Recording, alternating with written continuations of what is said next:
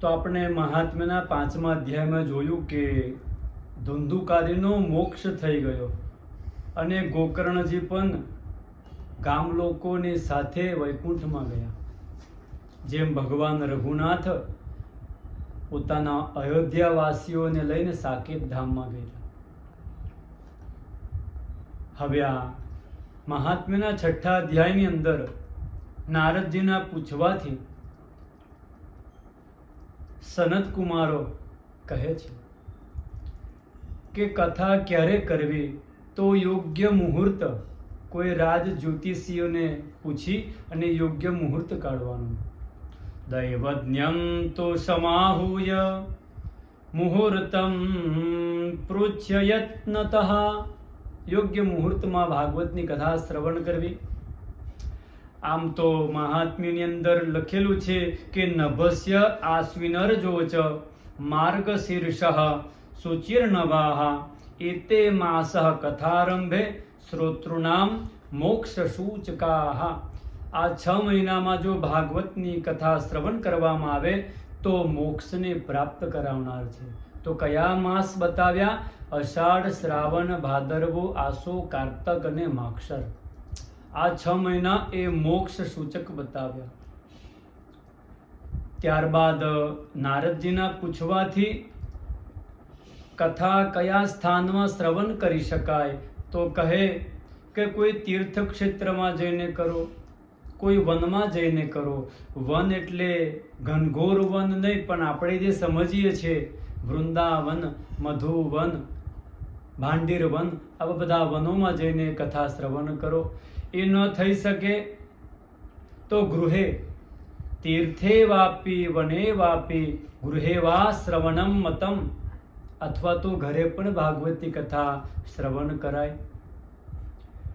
ત્યારબાદ કથા વક્તાનું યોગ્ય વર્ણન કરવું.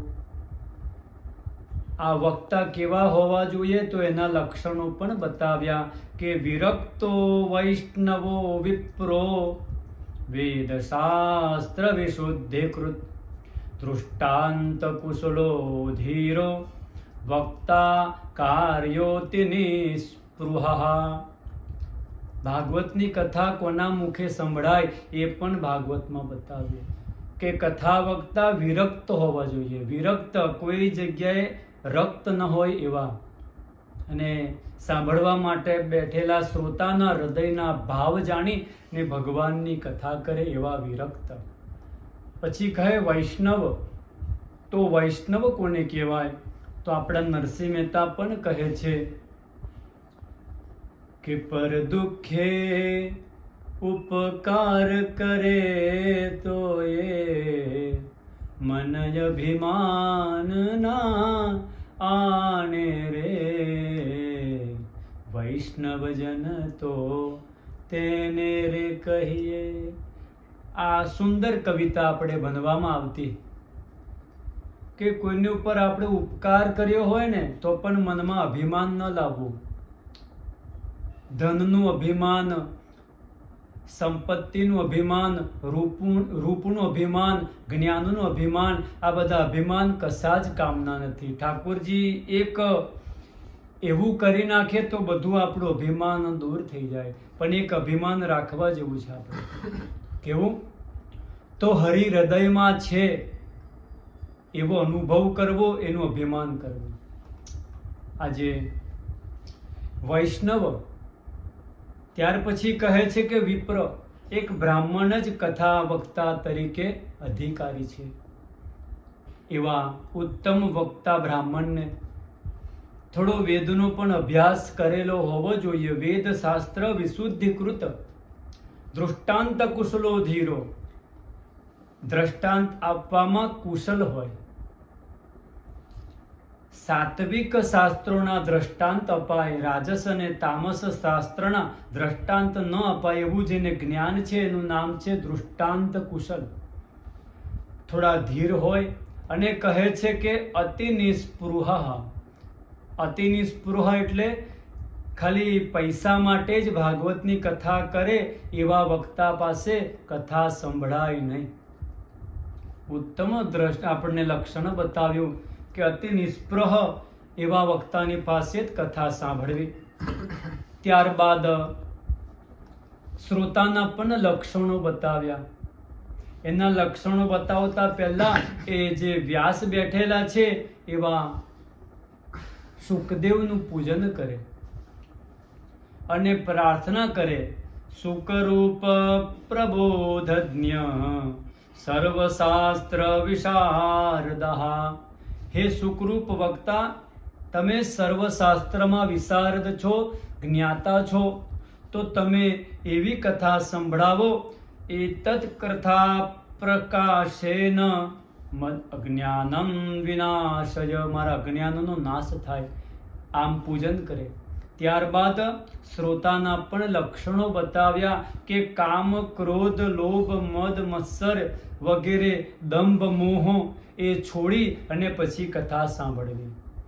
કામમ ક્રોધમ મદમ માનમ મત્સરમ લોભમેવ ચ દંભમ મોહમ તથા દ્વેષમ દૂરયેચ્ચ કથાવ્રતિ. આવા નિયમો પાડી ભાગવતની કથા શ્રવણ કરવી. અને કથાના અંતમાં ભગવાનનું કીર્તન કરવું આમ પણ કહે. 5 બ્રાહ્મણોને જપ પાઠ માટે રાખવા, કથાના અંતમાં કીર્તન કરવું.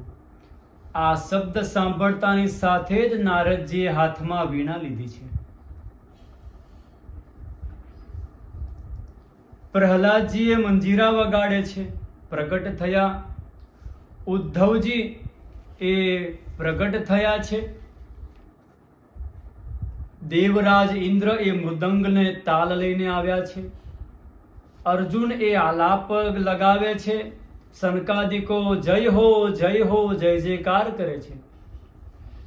ભક્તિ, જ્ઞાન અને વૈરાગ્ય ત્યાં નાચવા લાગ્યા છે. નનર્ત મધ્યે ત્રિકમેવ તત્ર ભક્ત્યાદિકાનામ નટવત્સુ તેજસામ. ભક્તિ, જ્ઞાન, વૈરાગ્ય નાચવા લાગ્યા. વ્યાસનંદન સુખદેવજી પ્રકટ થઈ ને ભાગવતના શ્લોકોનું ગાન કરે છે. નિગમ કલ્પ તરોર્ગલિતમ ફલમ સુખમુખાદ અમૃતદ્રવ સંયુતમ પિબત ભાગવતમ રસમાલયમ મુહુરહો રસિકા ભુવિ ભાવુકા. બ્રહ્મા, વિષ્ણુ, મહેશ એ બધી શક્તિઓને સાથે પ્રગટ થયા અને આ કીર્તનનો નાદ કરવા લાગ્યા. અંતે કથાનું મહત્વ સમજાવતા કહે છે નારદજી, સ્વર્ગે સત્યે ચ કૈલાસે વૈકુંઠે નાત્સ્યયં રસઃ અતપિબંતુ સદભાગ્યા મામમુંચત કરહિચિત.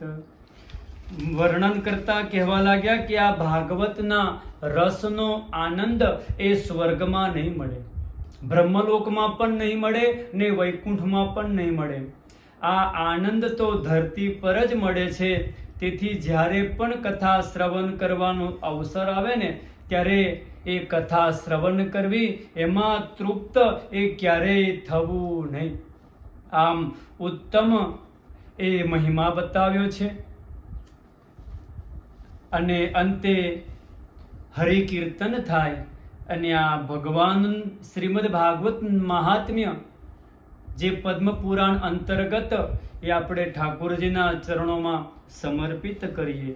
કૃષ્ણ કનૈયા લાલ કી જય.